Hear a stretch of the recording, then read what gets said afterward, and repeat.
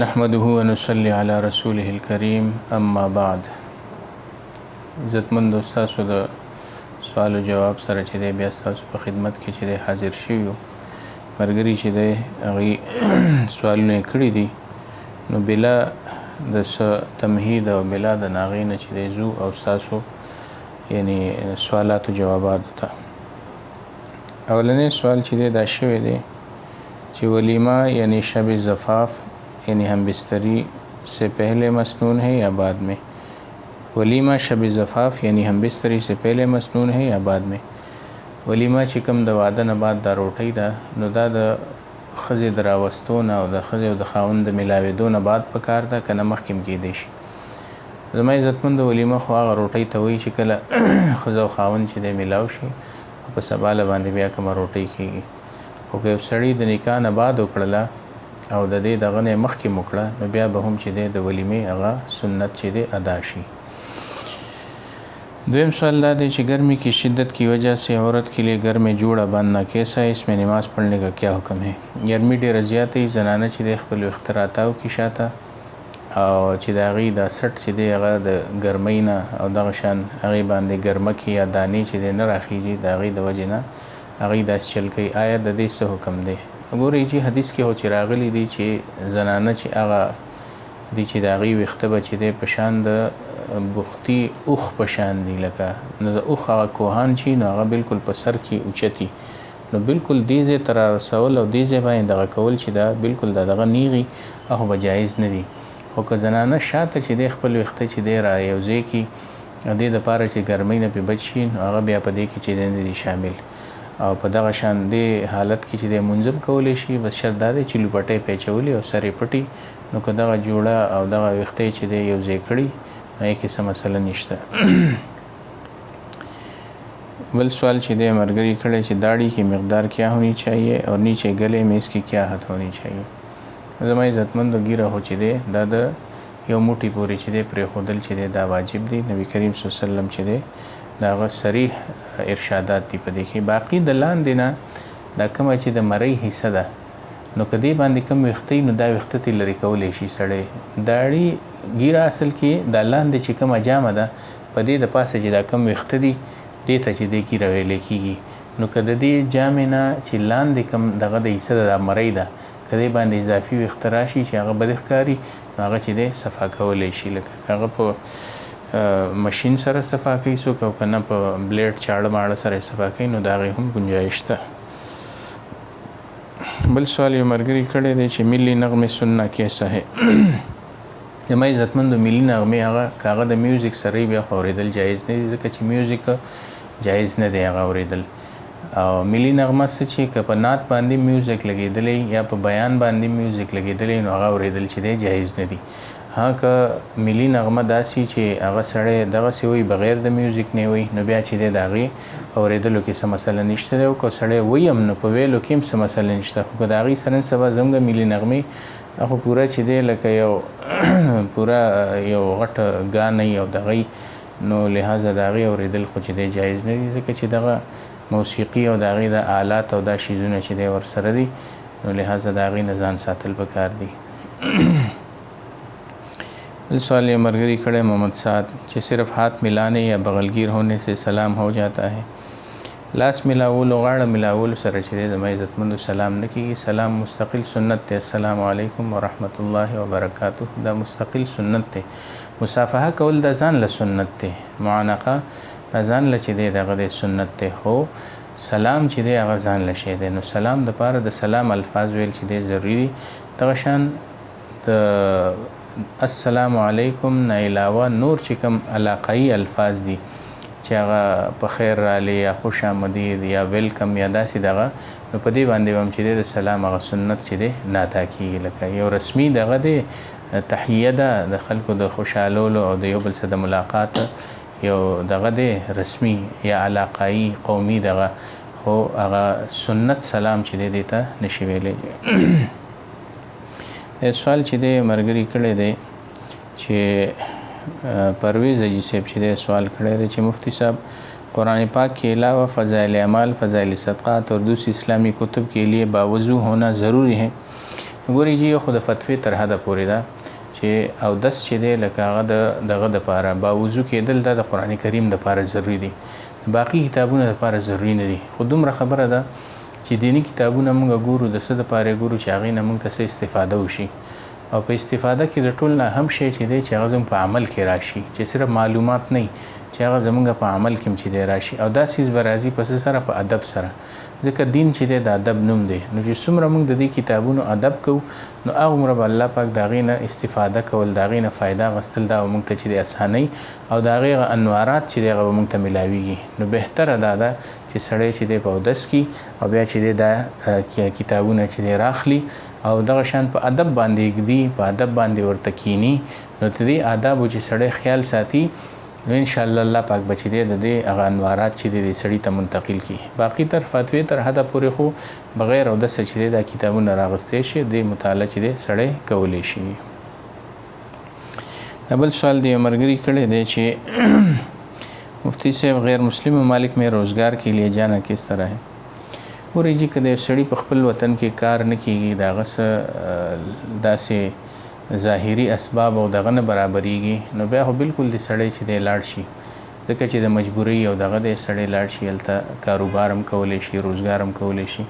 خو دومره خبره ده چې غیر ممالکو ته تلل خپل ایمان اسلام چې دی لکه دا یو قسمه خطرې ته مخامخ کول دي. په دې معنی سره چې دلته ډیر ګناهونه داسې دي چې هغه موږ هم غواړو نه شو کولی، د معاشرې د وجې نه،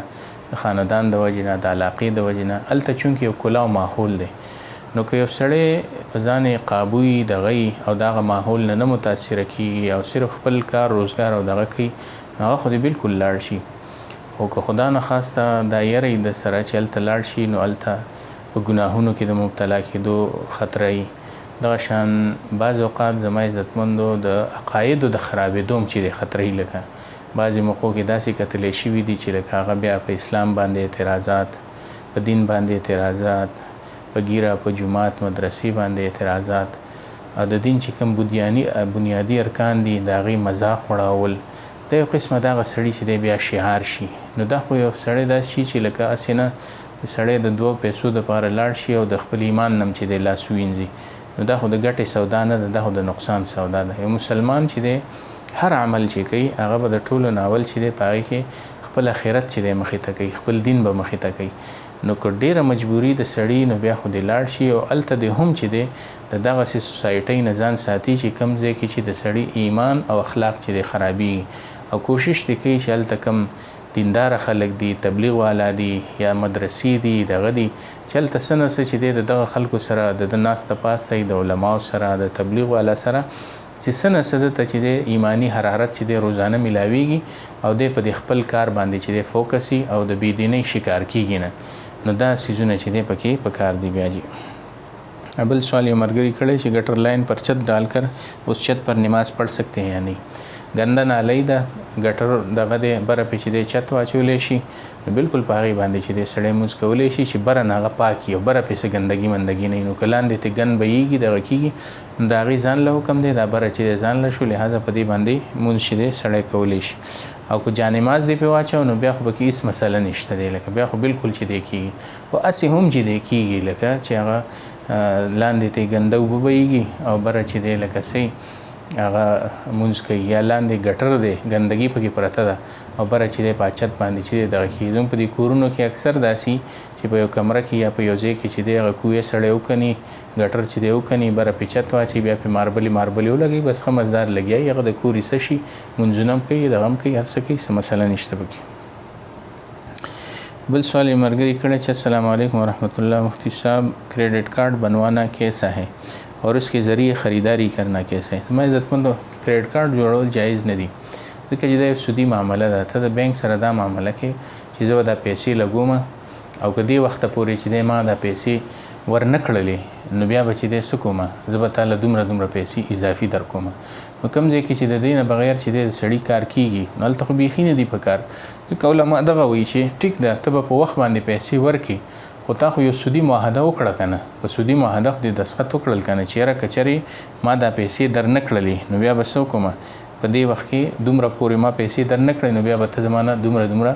دغه چې دی کټ کې اضافي نو چېرته چې د سړي ګزاره کېږي په نورو طریقو سره نو بیا چې دی دا معامله ټیک نه ده. ها که یو سړی داسې ملک کې دی چې هلته دومره زیات کیش نه وي او هلته کریډټ کارډ نه بغیر ګزاره نه کېږي نو هلته بیا ټیک د سړی د جوړ کړي خو بیا د کوشش کوي چې په هغه خپل وخت کې دننه چې دی بیا هغه پیسې جمع کوي هسې نه چې لکه چېرته سودي معاملو کې چې دی رانشي. لکه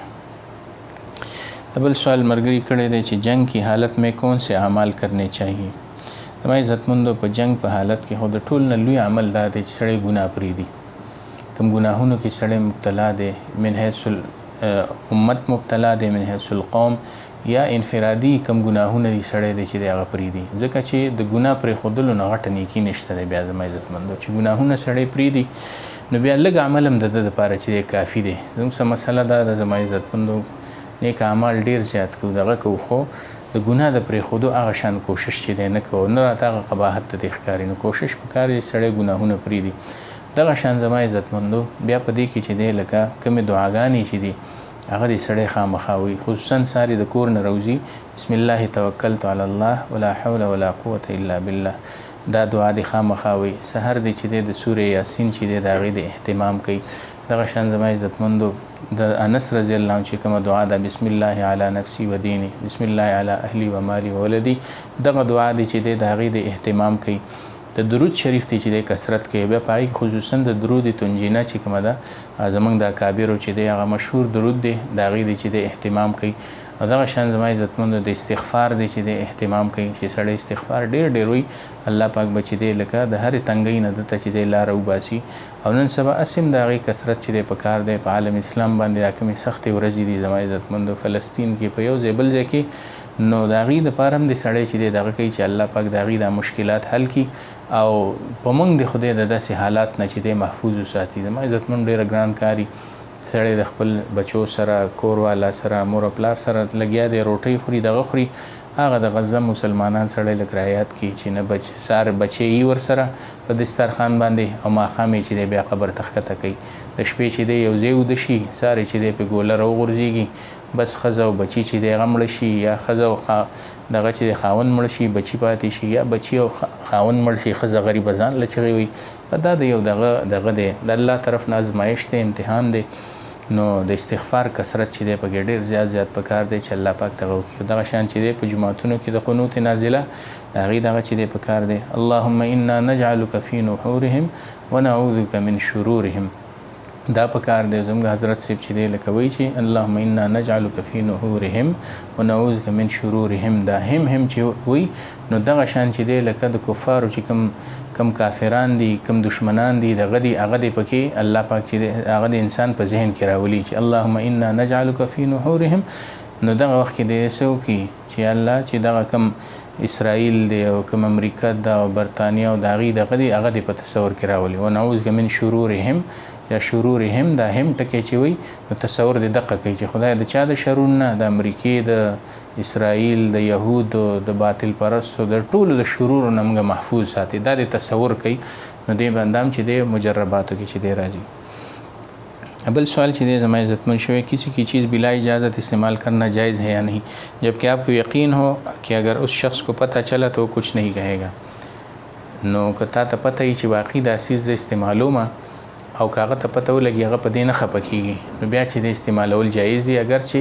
هغه ته ونه وي ځکه چې دې ته اجازت وي دلالتاً. نو څنګه چې صراحتاً سړی اجازه تخلي او میلاو شي سړی استعمال دا شان دلالتاً مطلب دا چې د دې نه مخکې تا دا څیز چې دی استعمال کړی یا بل څیز داسې استعماله او د دې برابر او هغه تا ته څه غږ نه کړی نو مطلب دا دی چې تا ته اجازت شته دی لکه د دې لحاظه تا هغه استعمالوه او که خدا نه خواست داسې چې هغه طرف نه اجازت نه خفه کېږي پې دغه پکې بیا صراحتاً اجازت اخیستل ضروری دی. لکه بل سوال چې مرګري کړی دی چې جان پہچان کی وجہ سے اگر کسی جگہ پر اور لوگوں سے آپ کا کام جلدی ہو جائے تو اس میں کوئی گناہ تو نہیں. اکثر دفتر ته سړی لاړ شي د سړي هلته تعلق والا وي دغه د کار مخکې کښېني زما عزتمندو که داسې چې نور خلک په انتظار کې ولاړي او ته لاړ شي او فوراً چې دی تا په هغه طرف باندې چې دی یا په بله لار دی چې دی دننه کې یو کار د لږ وي دا خو ټیک نه ده ځکه د هغې حق تلفي کېږي. یو سړی راغلی دی 2-3 ګنټې انتظار کړی دی، دغې کړی دی، او اوس چې دی تا د هغې نه مخکې چې دی خپل کاغذونه ورمخې ته کړه، نو خامخا چې دی د هغې حق تلفي کېږي. دا خو چې دی جایزه نه دي لکه داسې کارونه. د دې دغه صورت چې دی کیدی شي چې سړی قبل از وقت چې دی ځان ورورسوي او د هغې نه مخکې چې دی لکه هغه لا خلکو کار نه شروع شي او به دی زر زر چې دی خپل دغه وکړي، نو بیا به د هغې څه نه څه چې دی ګنجایش شي. خو که ستا د وجې نه د خلکو ته تکلیف میلاویږي او د هغې کار لیټ کېږي، بیا دا کار ټیک نه دی. لکه د بل سوال جو شوی دی چې کیا نبی پاک صلی الله علیه وسلم نے کبھی کسی کو قتل کیا ہے؟ نبی کریم صلی الله علیه وسلم په خپل لاس باندې څوک نه دی وجلی. یو دغه راځي دغه ابی ابن خلف بارکې چې هغې چې دی په نیزه باندې والی، خو هم صرف معمولي غونتې زخمی کړی، بیا دا چې دی زخم نه بیا چې دی هغه په لاره کې چې دی قتل شوی. نو بس اوس که دې څه ویلی شي چې ابی ابن خلف قتل کړی دی، خو داسې هغه زخم د قتل دغه نه معمولي غوندې خراش شو، والله جل شانو د هغې نه چې دی بس بیا هغه سړی مړ کړو. لکه ये बल सवाल करे थे कि मुफ्ती साहब एक शख्स ने मुझसे कुछ पैसे कर्ज़ मांगे, वो शख्स ज़कात का मुस्तहिक़ था, मैंने उसे वो पैसे ज़कात की नीयत से दे दिए, क्या पैसे मद ज़कात दवा नो या देना बची दे ज़कात अदा शु कना, बिल्कुल ज़कात अदा की पदे सरा खुदुम रदा चा सड़े मुस्तहिक़ी आगा मुस्तहिक़ी नो ता चिदे लका पैसे उल्लवर का ज़कात په نیت یې ورکه، وینا ضروري نه ده هغه ته چې هغه ته خامخا دا ووایې چې یاره دا د زکات پیسې دي یا دا په زکات کې قبولې کړه. بس ټیک شو، د ورکولو په وخت کې چې ستا نیت د زکات دی، نو بس بیا چې دی دغه کافي دی. بس بیا چې کله وخت رایي هغه نه پیسې غواړي، بس یاره ما پرېښودې درته، بس ټیک شو. تا د مخکې نه چې دی د زکات په نیت ورکړي، نو د خپل نیت اظهار چې دی دا ضروري نه دی هغه ته، خو نیت کول ضروري دی. د ورکولو په وخت کې چې د سړي نیت یا کله چې دغه پیسې که سړی جدا کولې د نورو پیسو نه، هغه وخت کې چې دی د زکات نیتي او بیا چې کوم ټیک مې ورکوي که هغه وخت کې نیت نه وي، نو بیا هم چې دی جایز دی. خو عموما دا صورت نه وي. لکه خلک هم دغه کوي چې کله پیسې ورکوي نو د زکات نیت وي، لکه بلکې وایي هم خلکو ته چې یاره دا زکات دی، نو دغه احتیاطاً وایي. لکه نو که تا ته پته چې یو سړی مستحق دی، غریب دی، دغه دی، نو هغه ته د وینا ضرورت هم نشته چې دا پیسې په زکات کې، به ته صرف نیت وکړه د زکات چې دا زکات نیت دی، ستا زکات به ادا شي. لکه بل سوال جی دا شوی دی محمد ادریس سے دے ہوئی چې بعض اوقات جھوٹ بولنا یا بہانہ بنانا مجبوری میں کہ میرے پاس پیسے نہیں کیونکہ مانگنے والا پھر دیتا نہیں، عمل کس طرح ہے؟ بالکل دا خبره صحیح ده چې په معاشره کې دا شی رایج دی چې چاله دې پیسې ورکړي، مطلب دا چې بد دا اوس یې رکا، ځکه چې درکوي به نه او چې درکوي بیا به په خفګان باندې درکوي. لکه نو صراحتاً خو خیر دروغ ویل لکه ورته ټیک نه دی چې لکه ما څه نشته دی، خو داسې بانه غوندې دغه چې لکه بس هغه پښتانه وي که نه چې سیخ هم ونه سوځي او کباب هم ونه سوځي، چې نه سیخ وسوځي او نه کباب، لکه داسې اندازې سره ورته دغه وکړي چې یاره زما لږ ضرورت دی په کار مې دي. لکه پیسې خو هر وخت کې د سړي ضرورت وي، لکه نو هغه دغه به هم پوره شي چې لکه ټیک د درکړې به مې، خو زما لږ خپل ضرورت دی، نو په هغې کې چې دی اوس لګومه، نو په دې وجې نه نشم درکولی. حاجی بل سوال دی چې کیا حاجی پر قربانی واجب ہے؟ حاجی سے باندې چې قربانی به الله واجبي چې هغه په مکه مکرمه کې چې مینا ته وځي 8 ذوالحجه د هغې پورې چې دی د 15 ورځې شوي 15 ورځې شوي دی، لکه مکې ته لاړو او بیا چې کله دی مینا ته وځي په 8 ذوالحجه باندې، نو د دې وخت نه واخله تر د مکې هغه د مینا ته د وتو پورې د 15 ورځې تېرولې په دغه کې په مکه کې، نو دا به چې دی قرباني کوي. قربانی نه مطلب دا نه دی چې دی په یوم النحر باندې په 10 ذوالحجه چې کوم قربانی کې دغه نه، دغه په هر یو پاکستانی عجیب آینده، ځکه دا ټول چې موږ ځو حج تمتع کوو، نو حج تمتع مطلب دا دی چې اول عمره وکړو او بیا چې دی حج وکړو، نو په یو احرام کې موږ 2 فایدې اخلو، نو دې ته دم شکر وایي. دا شکر د شکریې چې دی قربانی ده، او کومه چې دغه قربانی ده، دا کومه چې کوم د موږ قربانی وایو دا ځان لشي دی. نو که یو عجیب مالدار دی او هغه په مکه کې 15 ورځې تېرې کړلې او هغې نه بعد چې دی بیا دی چې دی مینا ته وتو حج له، نو دوی باندې گویا کې 2 قربانیانې دي، یو خو به د هغه حج هغه کوي، یو د قرباني ده. نو حج قرباني خو به هلته وکړي، هغه به هلته وکړي په مینا کې، په حرم کې، په دغه کې، او دا بله چې ده په دې کې ورته اختیار دی چې دی هلته کوي که نه کلي کې چاته ټلیفون وکړي چې هلکه ماله چې دی قرباني وکړي، نو هم به د قرباني وشي. ابل سوال دا کڑے دے سعد محمد سعد قرض لینا اور دینا اسلام میں کیسے بیان کیا گیا ہے؟ زمای عزتمندو قرض چې دی اسلام کې چې دی لکه بالکل د هغې ثبوت شته دی، نبی کریم صلی الله علیه وسلم چې دی قرض کړی دی، لکه او د خپل ضرورت لپاره قرض غستل د نبی کریم صلی الله علیه وسلم سنت دی او پیغمبر اسلام د مختلفو ضرورت لپاره چې دی لکه قرض غسته او دغه شان چې کله وفات شو نو هم چې دی د پیغمبر اسلام چې کوم ازغره وا د یو يهودي سره چې دی په غاڼه پرته و د یو قرض په بدله کې لکه نو قرض او پیغمبر اسلام چې دی لکه کړی دی خو دومره ده چې ضرورت لپاره لکه او چې ضرورتمن له قرض ورکول بعض روایتو کې د صدقې نه زیات اجر هغې دپاره دی چېرې په صدقه کې دومره اجر نشته څومره چا له قرض ورکړي په هغې کې اجر دی د هغې وجه دی چې سائل چې لکه هغه خو که ضرورت یي او که نه د سوال کوي د هر چا نه لکه هر چا ته یاره زما پیسې پکار دي دا او کم چې قرضدار دی نو قرضدار چې دی هله قرض غواړي چې د هغه واقعي ضرورت وي ځکه چې هغه به هغه واپس کوي او سوالګر خو تعالی هغه صدقه نه را واپس کوي نو هغه چې دی د هغه ضرورت یقیني دی نو لہذا د هغه ضرورت پوره کول چې دی دا ډېر دغه دي خو دومره دا چې په دې نیت قرض اخیستل چې بس وایخله او بس بیا به ګورو لکه نو الله پاک بیا دې سړي له د ادایګۍ توفیق هم نه ورکوي او کم سړی چې په دې کې دغه کوي چې لکه قرض واخلي او په وخت چې دی ادای کوي او نیت هم دی نو الله پاک هغه اسباب هم چې دی دغه کې پیدا کی او بیا هغه چې دی په خپل ټیم باندې دغه کوي او شیخ الحدیث زکریا رحم الله دا دغه کړی دی چې د قرض ګور ما دا دغه کړی دی چې لکه چاته به مې کم تاریخ وښودلو بس اقا تاریخ له ما خامخا چې دی لکه هغه قرض چې دی هغې ته واپس کولو نو د دې وجې نه به بیا چې دی هغه سړي نه به چې ما څومره هم قرض غوښتو هغه ما له قرض راکوو ځکه چې هغه په دې باندې پوه چې دا سړی څه شی دی دا په وخت باندې چې دی قرض ادا کوي خلاصه دا شوه زما عزتمندو چې قرض اخیستل د ضرورت دپاره دا جایز دی لکه سړی دی اخلي لکه خو چې واقعي ضرورت دی لکه د فضولیاتو دپاره د رسوماتو دپاره د اخوا دېخوا دغو دپاره قرض اخیستل چې دی ټیک نه دی بیا انسان چې دی پریشانه وي دغه لکه او دغه شان چې دی په ادایګۍ کې هم که یو سړی راشي دلته او ته یقینا پوهېږي چې دا سړی مستحق دی او د ضرورت دی دغه دی نو قرض چې دی ورکول پکار دی چې سړی ورکړي دغه شان قرضداري سره ګزاره کول هغه له مهلت ورکول د دې هم ډېر زیات چې دی فضایل راغلي نو که چا له دې قرض ورکړی او واقعي هغه اوس مجبوره دی دغه دی که نه نو خیر دی لږه ګزاره چې دی ورسره وکړه او قرضداري له هم پکار دی چې هغه دی څه وکړي چې چار باندې قرض دی نو بجای د اخوا دېخوا فضولیاتو خرچونه بیا څه وکړه د قرضې د ادایګۍ چې دی بندوبست وکړه زما عزتمندو دا د نن چې د سوالونو او تاسو په خدمت کې به ان شاء الله بل پروګرام کې چې بیا حاضرېږو تاسو د سوالاتو سره تاسو خدمت کې درخواست دی خپل سوالات زر چې دی موږ ته رالیږئ چې دا مبارکه سلسله دغه شان جاری او ساری خپل ډیر زیات خیال ساتئ الله هم ډیر خوشاله که واخر دعوانا الحمدلله رب العالمین